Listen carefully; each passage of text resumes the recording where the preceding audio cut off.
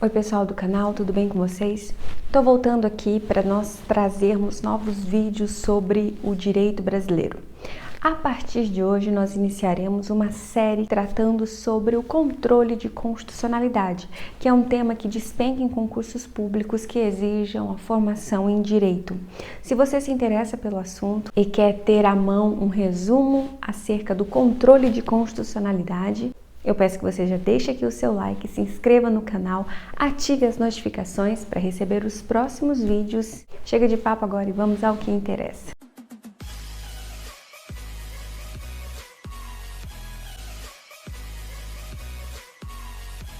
Antes de mais nada, o que seria o controle de constitucionalidade? Como o próprio nome diz, esse controle nada mais é que uma verificação de compatibilidade, de adequação entre as leis e demais atos normativos com a Constituição Federal. Isso porque a Constituição é a lei máxima do país e todas as outras leis, todas as outras normas devem obediência ao que está disposto na Constituição. Nós estamos falando aqui de uma hierarquia entre normas, em que as normas constitucionais estão no topo.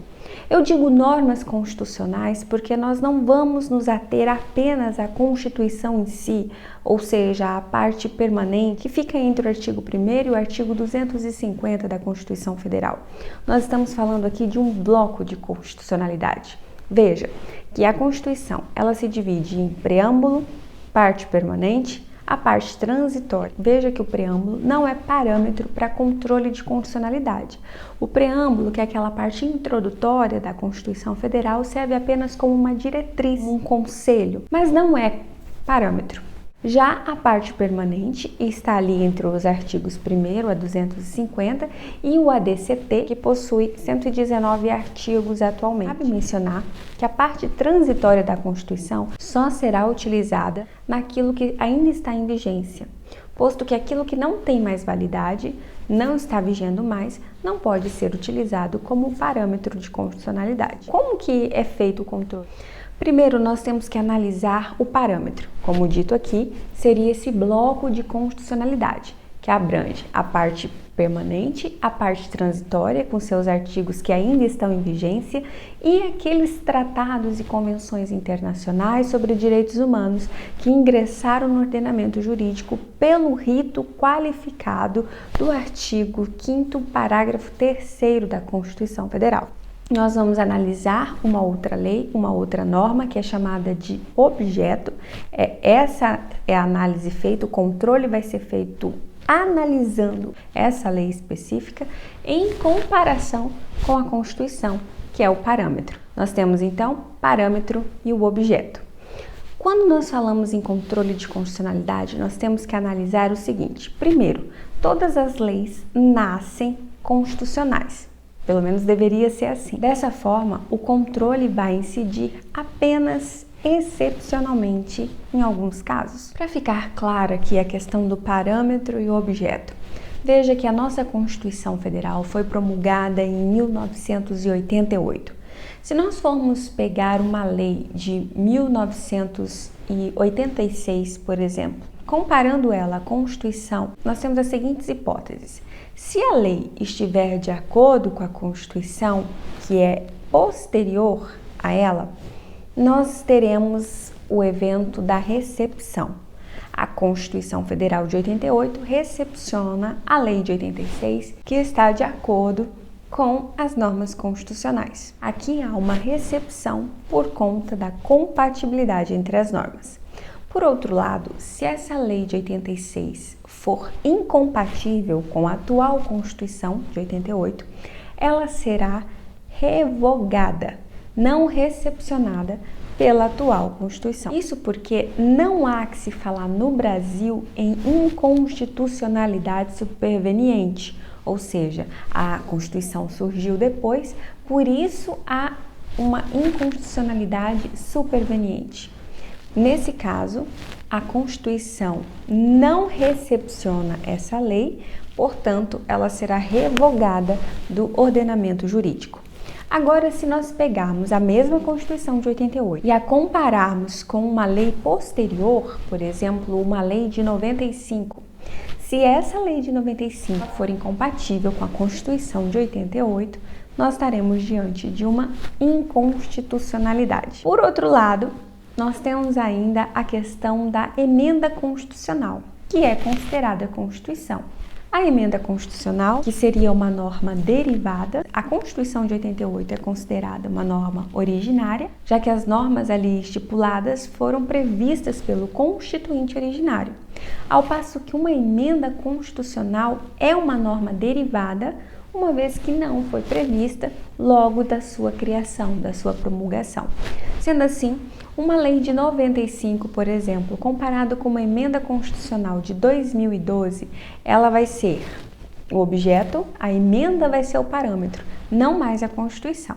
Digamos que essa lei de 95, até então constitucional, comparada com a emenda de 2012, torna-se incompatível com ela.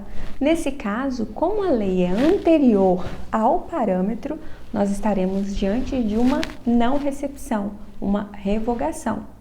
Por outro lado, se essa emenda constitucional de 2012 for analisada, for comparada com uma lei de 2016, por exemplo, nós estaremos diante de uma inconstitucionalidade, posto que a lei de 2016 é posterior ao parâmetro. Sendo assim, ela vai nascer inconstitucional, se incompatível com essa emenda, ou constitucional, se compatível com ela. Passada essa parte, vamos entrar nos tipos de inconstitucionalidade. É um assunto bem profundo, bem amplo, por isso que eu vou dividi-lo em vídeos, para não ficar muito extenso e você conseguir compreender todo o assunto. Quanto à norma constitucional violada, a inconstitucionalidade pode ser formal ou material. A inconstitucionalidade material, também chamada de nomoestática, acontece quando o conteúdo da norma, o conteúdo da lei ou de um ato normativo não é compatível com o que determina a Constituição Federal. Por exemplo, a edição de uma determinada lei que prevê a criação de um território federal autônomo dos outros entes da federação. Nesse caso, essa matéria é incompatível com a Constituição, que prevê que um território federal não pode ser autônomo, ele tem que estar sob controle da União. Nesse caso aqui, a matéria, o conteúdo da lei é inconstitucional. Há aqui uma inconstitucionalidade material. Já a inconstitucionalidade formal ou a nomodinâmica acontece quando há desrespeito à forma, ao procedimento previsto na Constituição Federal. Nós temos aqui ainda uma subdivisão dentro da inconstitucionalidade formal, a orgânica e a propriamente dita. A inconstitucionalidade formal, orgânica, como o nome diz, orgânico, vem de organização, diz respeito à desobediência à regra de competência para a edição de determinado ato. Lembre-se da parte da Constituição que trata da organização do Estado. Cada ente é responsável pela edição de uma determinada norma. Quando não se é obedecida essa competência, nós estamos diante de uma inconstitucionalidade formal, orgânica. Por exemplo, uma norma que tem que ser editada pela União, privativamente, e um Estado resolve legislar sobre o mesmo assunto. Nesse caso aqui, há uma inconstitucionalidade na forma por desobediência à regra de competência. Agora nós temos também a inconstitucionalidade formal propriamente dita, que se subdivide em subjetiva e objetiva. A subjetiva diz respeito ao sujeito, à pessoa que está editando determinado ato. Por exemplo, uma determinada lei deve ser editada pelo presidente da República. E aí vem um deputado federal e faz a edição sobre aquele assunto.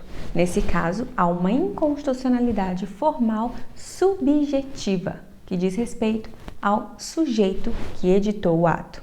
Já a inconstitucionalidade formal objetiva acontece quando há qualquer outro vício que diga respeito ao procedimento legislativo, que não esteja relacionado nem à competência nem ao sujeito que editou o ato. Outro tipo de inconstitucionalidade diz respeito ao tipo de conduta ofensiva. Nós temos aqui a inconstitucionalidade por ação e a inconstitucionalidade por omissão. A inconstitucionalidade por ação é aquela que acontece quando o Estado edita uma norma, há aqui um facer do Estado que contradiz os ditames previstos na Constituição.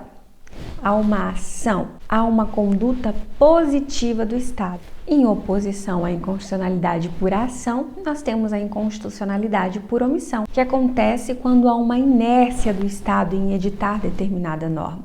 Nós temos aqui duas hipóteses. Ou o Estado, ao editar a norma, ele a edita com deficiência, ela não abrange todo o assunto, ela não trata de tudo que ela deveria tratar, ou ela é totalmente inexistente, ou seja, era necessário a edição de uma norma naquele sentido e o Estado não fez. Nós estamos aqui diante de uma norma constitucional de eficácia limitada.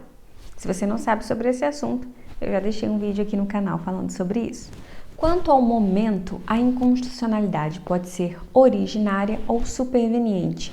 Como já dito no início do vídeo, não há no Brasil a inconstitucionalidade superveniente. Nesse caso, tanto para originária quanto para superveniente, nós analisamos exatamente o parâmetro e o objeto. Se o objeto for anterior à Constituição, nós estamos diante da revogação ou não recepção. Não há inconstitucionalidade. Não existe inconstitucionalidade superveniente. Agora, se nós estamos diante aqui da Constituição, que é o parâmetro, e o objeto é posterior ao parâmetro, nós falaremos em inconstitucionalidade originária, uma vez que a norma já nasceu contrariando a Constituição Federal. Quanto ao alcance do vício, nós podemos estar aqui diante de uma inconstitucionalidade total ou uma inconstitucionalidade parcial. Como o próprio nome diz, quando a inconstitucionalidade é total, a norma toda está em desacordo com a Constituição. Sendo assim, toda ela deve ser eliminada do ordenamento jurídico, posto que há uma nulidade completa. Já na inconstitucionalidade parcial, há possibilidade de retirar do texto, de retirar da lei, apenas trechos, artigos, palavras e até mesmo expressões isoladas do texto. Por fim, a inconstitucionalidade pode ser analisada quanto ao prisma de apuração. Nós estamos aqui diante de uma inconstitucionalidade direta ou indireta. A direta acontece quando a lei, o ato normativo, está em desacordo frontal com a Constituição Federal. Ou seja, há uma comparação da lei diretamente com a Constituição e ela está incompatível. Aqui nós estamos diante de uma inconstitucionalidade direta. Não há uma outra norma entre a Constituição, entre a lei, ou não há uma lei acessória para ser analisada. Há pura e simplesmente uma afronta direta à Constituição Federal. Já a inconstitucionalidade indireta pode ser reflexa ou por arrastamento, por reverberação normativa ou por atração consequencial. Na inconstitucionalidade reflexa, nós temos a análise de um decreto, por exemplo, que regulamenta determinada lei e, embora essa lei seja constitucional, ou seja, se a lei for comparada à Constituição, ela está ok, ela está válida, ela não tem vício, mas o decreto que a regulamenta tem algum tipo de vício e esse vício afronta a Constituição, nós temos aqui uma inconstitucionalidade reflexa.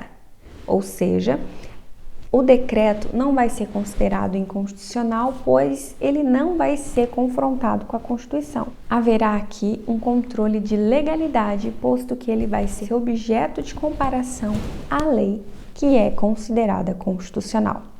Já no caso da inconstitucionalidade por arrastamento, por atração, nós devemos analisar duas normas, em que uma delas é a principal e a outra é a acessória. Se nós formos comparar a lei principal com a Constituição, essa lei principal é inconstitucional porque apresenta algum vício.